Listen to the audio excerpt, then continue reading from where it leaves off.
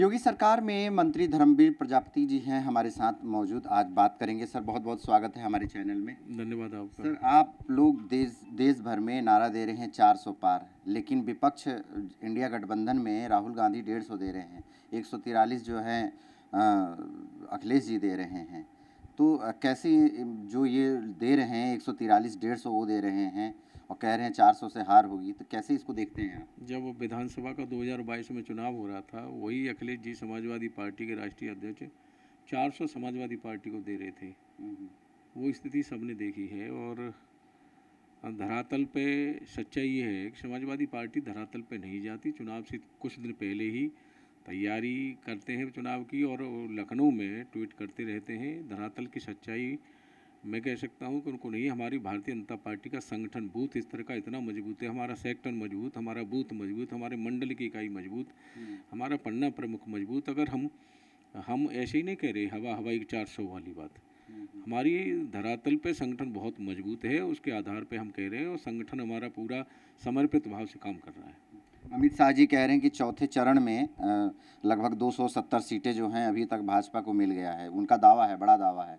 पांचवें चरण और छठे सातवें अभी बाकी हैं। तो 400 के पार करने के लिए, और जिस तरह से कल एक रैली देखी गई अखिलेश यादव का पीडीए रैली उन्होंने निकाला, उसमें कह रहे हैं कि इंडिया गठबंधन का सुनामी आया हुआ है और इसमें जो है उत्तर प्रदेश के लोग जो हैं पूरी तरह से उखाड़ के फेंक देंगे भाजपा की जो जितने सीटें हैं। देखिए, पीडीए की अगर बात करें तो स्वामी प्रसाद मौर्य पीडीए का हिस्सा थे, लेकिन वो निकल गई बाहर। पल्लवी पटेल पीडीए का हिस्सा थी, वो निकल गई बाहर। तो पीडीए बचा कहाँ है? पीडीए जो है कहीं न कहीं उन्होंने कुछ आंतरिक देखा होगा तब वो बाहर गए हैं। और अगर बात करें तो पीडीए में आप देखिए उनके परिवार के लोग कितने चुनाव लड़ रहे हैं। तो ये है उनका पीडीए, परिवार को आगे बढ़ाना, परिवार को आगे लाना, परिवार को ही साथ लेकर के चलना, ये पीडीए है।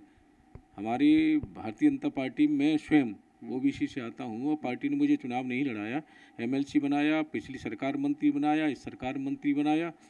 डिप्टी सीएम केशव प्रसाद मौर्य हमारे ओबीसी से आते हैं और डिप्टी सीएम है, ओबीसी है। बिल्कुल बिल्कुल। हमारे यहाँ एक भुर्जी समाज बहुत कम संख्या में होती है, लेकिन वहाँ भी हमारी पार्टी का एमएलसी है। तो ये है पीडीए। सर आप लोग की जो एक रणनीति है, कमाल की रणनीति देखी जा रही है। आप लोग एक एक अपने प्रत्याशी के लिए जो है मेहनत कर रहे हैं। आपके जितने स्टार प्रचारक जो मंत्री हैं धरातल पर हैं और एक एक प्रत्याशी के लिए मदद कर रहे हैं। लेकिन अगर देखा जाए विपक्ष का गठबंधन में देखा जाए तो अखिलेश यादव 5 सीटों पे फोकस कर रहे हैं, राहुल गांधी 2 सीटों पे कर रहे हैं। तो इनके लिए चैलेंज है ये बहुत बड़ा चैलेंज है। हमारी पार्टी का हमारा मंत्री, हमारा संगठन का पदाधिकारी, हर व्यक्ति एक सिपाही के रूप में, पार्टी का सिपाही के रूप में काम कर रहा है। और वही में हम कह रहे हैं कि चुनाव से पहले, ठीक पहले ये शुरू होते हैं।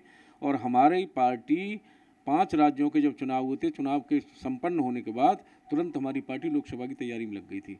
1 साल पहले से 14 पहले जो सीट हम हारे थे, उसमें 2 साल पहले से हमारी तैयारी चल रही थी।